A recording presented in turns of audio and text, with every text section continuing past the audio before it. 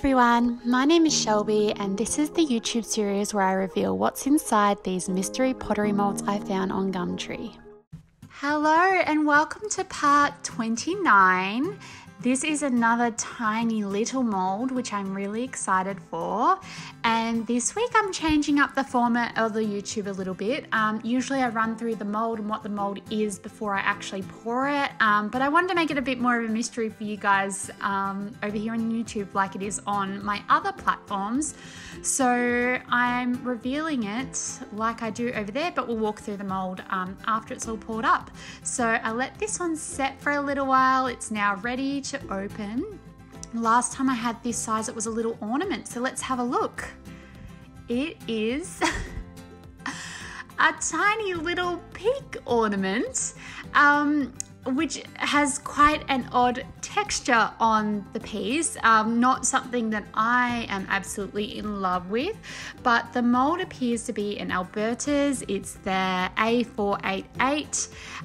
It's a two-piece and it is a very interesting design from my perspective and opinion. So I start by sponging the little piggies down and I go in with painting them like normal. My issue with this mold is if it was just a plain pig, I'd be really happy. But this pig has got those details and texture, like it's almost like a blown up balloon pig, like it's meant to look like a balloon, but then again it kind of looks like a stuffed toy with like the stitching of the seams if it was a stuffed toy. So I was a little bit stumped and a little bit, dare I say, disappointed that it wasn't just a plain pig ornament. I don't know why you would want this is just my personal opinion. I don't know why you would want a ceramic thing that looks like a pig that also looks like a balloon. I just don't know. I'm not really vibing with it. Anyway, I initially decided I was going to paint one plain and then do all the seams in a darker color, just to make it look like the balloon-esque shape, but then I thought it was too boring, so I ended up painting them all with some really lovely patterns. And my inspiration for them was to sort of do them as like these sort of like patchwork stuffed pigs. So they've got like a fabric design on them that's stitched together to make up the pig as like a stuffed toy.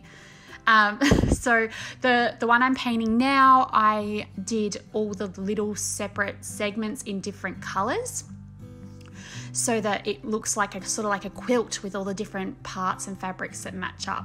And the one that I'm painting now, I decided to paint it as if each section of the pig was a different section of fabric, so it sort of ends and begins where the seams are. So that the way I did that was by like doing half sunflowers along the seam lines and then continuing the pattern on the other side, but like starting it at a new point so it looked like it's sort of been stitched together. So that was the first one, and I actually really love how this one came out. I love the lilac with the yellow, and the sunflowers really came out, and it has this country feel, that like this country farmhouse cottage aesthetic, which I wasn't expecting and did not plan for, but I love it. So I'm starting to redeem these pieces. I am starting to redeem them despite my distaste for them at the moment. So the next one, I just did it as like a continuous pattern. So instead of using the seams, I just painted over the seams to make it look like someone was really clever and matched all the fabric up to each piece. So that was that one. And then another one I painted with sort of like a blue leafy detail, which you'll see in just a second. And the idea was I picked a couple of colors and I kept the color palette and pattern the same sort of style, so that when I made the patchwork pig, it all like tied in, and it was kind of like a little collection of pigs, and like they all have the similar aesthetic, just with the different patterning but the same color palette. So I think that they ended up looking really cute together. But yeah, I'm slowly redeeming them, I think, but I'm not in love with it as a mold piece. Like, I don't think I'll pour these again, as I just sort of question why. They're really cute. Like, don't get me wrong, they're really cute. They look really adorable on a Christmas tree, but they're just not really my style. I would just love, I think they're like, if there was just like a plain pig that I put on my Christmas tree, I would love that. But this one's just a little bit, odd. But maybe you like it. Let me know in the comments if you like it and what it reminds you of, or maybe there's an art style that I'm totally missing out on, of things that look like things that aren't the things. Because I have seen another potter that makes, like, you know how the clowns can make those animals out of the balloons? I've seen someone make like a dog out of ceramics and glaze it in a way that makes it look like it's shiny and has the texture of a balloon, but when you touch it, it's actually ceramic. They're really impressive. So I have seen that, but these don't have that same sort of feel. Okay, I had to get photos because it was so hard to explain. A balloon dog animal that's turned into a ceramic piece. So that's them, and that's what I'm sort of reminded by. Those ones were just from a Google search. I swear there was a potter that did that, and it was like super revolutionary, but upon a Google search, heaps of people are now making them, which is very interesting from a artistic perspective and copyright perspective, but that's another issue that I could spend so long talking about.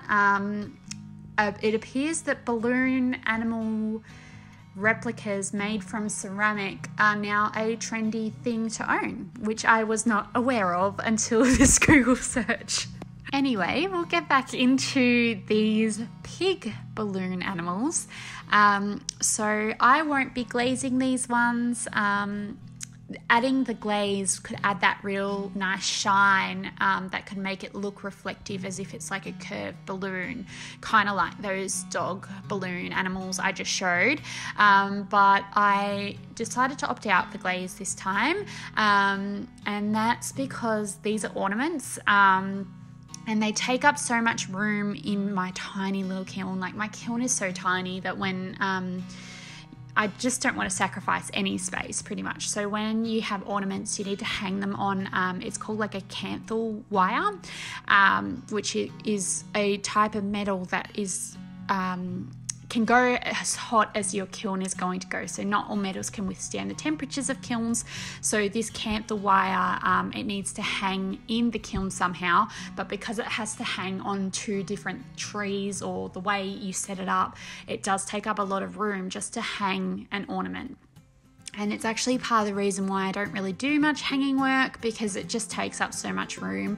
I think I'll do more when I've got the bigger kiln installed, but for now I'm just trying to avoid it at all costs, and I'll only do it if I really need to.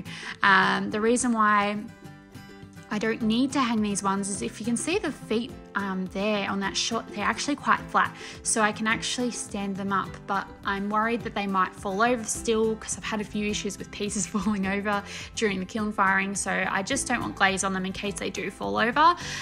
The other thing is, I can also sort of lie them flat. I have sometimes had underglaze go on the shelf, like get a bit stuck on the shelf. It's not like glaze where it sort of becomes glass-like and it adheres to the shelf, but it can lose some of its design. Some of its design can get stuck on the shelf still, so I'm going to be putting them on their little footsies, and hopefully they will fire fine, and they won't fall over. So yeah, that's what I'm going to do to fire these little critters. So I'm just working away now at the rest of that patchwork piece.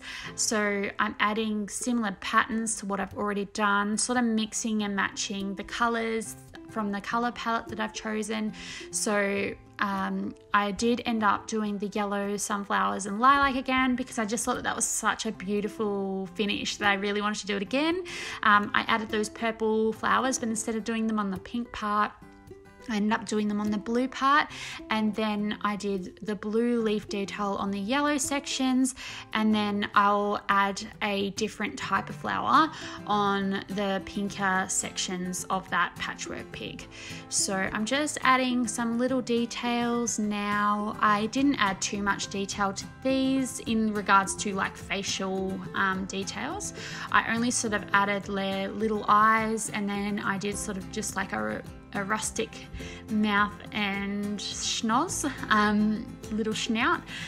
So I added sort of like a brown. I didn't use any black except for the eyes on this piece, which was a really nice change because I usually use black a lot just for the details, but I didn't use any black except for the eyes I'm painting now. And I'm really actually liking how they all look as a collection. I think they're really sweet now. I'm a bit smitten now that they're coming along and they're nearly finished. I think that I've really sort of redeemed them. I've said that 3 times now, but I think I have. I decided to accentuate the stitching marks or the balloon marks, I don't know, whatever you want to call them. So I go in with the brown and just do like a light, pretty rough line work on it, just to sort of get the idea of what it's going to look like. And to be honest, I absolutely hated it. I really hated it. I thought it took away from the pattern. I thought it was too much. I thought it looked really rough as well. In my personal aesthetic, I just felt that it was just a bit much. So I decided not to do it again on the other 3 I should say, and I just sort of left that one as it was, and sort of just to give it that try was worth it, just to see how it would come out, because it's just sometimes these things are hard to visualize until you actually do them, and that's part of art, is developing your style through mistakes and learning what things you like and dislike. So adding some finishing touches. I've talked a lot in this YouTube. I usually have a painting section, but this one's just been all chat. But I add those finishing details on that back panel of the little pig. And then I decided, because this one was inspired by like a country quilt, all the fabrics sort of coming together, I decided that I would still do the stitching on this one, but do it different to the one I did before. So sort of do it as like a dotted line along the seams, so it kind of looks like your sewing machine on a really simple stitching going across each seam. So I add that in the brown, again not using much black, and the brown's just so that it sort of complements the colors. It's not too jarring or contrast. The contrast isn't too strong, but it also ties in nicely because it's the same color that's on the centers of the sunflowers. So it doesn't, it still fits in with that color aesthetic that's going on the pieces as well. For a piece I really disliked at the start, I have definitely spoken a lot about it. It's so funny how that works. When you love something, it's just like really relaxing and you're just happy creating. But this one, I'm just like, oh, I don't know what I'm going to do with this. I don't know how it's going to look, but we're just going to give it our all anyway and hope that it comes out really good. But yeah, I'm pretty impressed with, I couldn't visualize them initially, and I'm pretty impressed with the vision coming to life on these ones.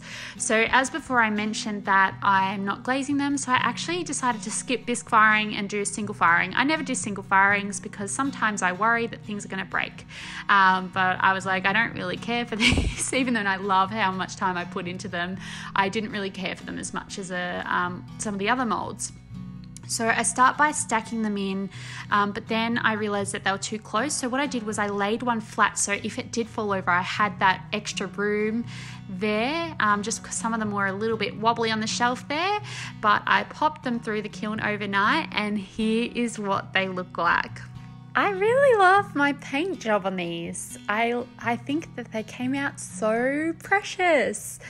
They've got such a gorgeous little quirky cottagecore farmhouse vibe, which I love because I I've painted sort of like my normal flowers, but I think the color palette and the fact that it's on the pigs makes me have a different association other than just a floral association with them.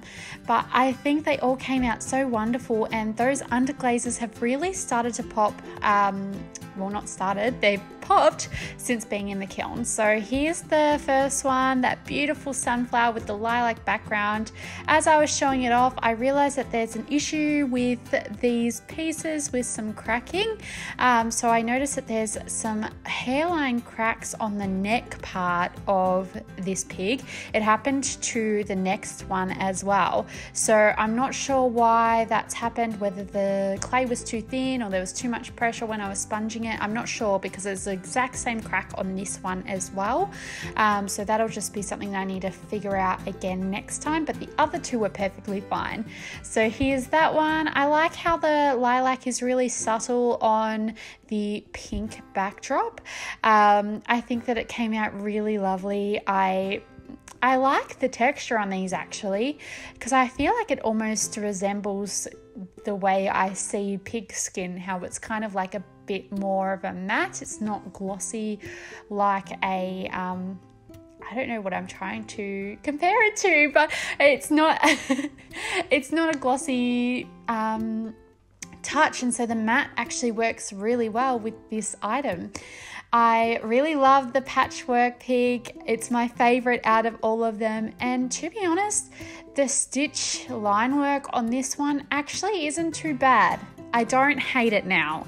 I think the transformation of those colors has made me sort of like it a bit more than what I did before it went in. So I'm still glad I tried it. I am especially in love with the patchwork pig with the stitching details on that. I think that came out perfect, and if I did them all again, I would do just like that sort of dot line work to accentuate it, especially if I decided to add glaze just to show off those details of the line seams. So here they all are. Let me know in the comments what you think of these balloon quilt ceramic pigs. Oh, that's a mouthful. If you love them or hate them, I want to know. But make sure you like and subscribe for part 30. How exciting! Thanks for watching.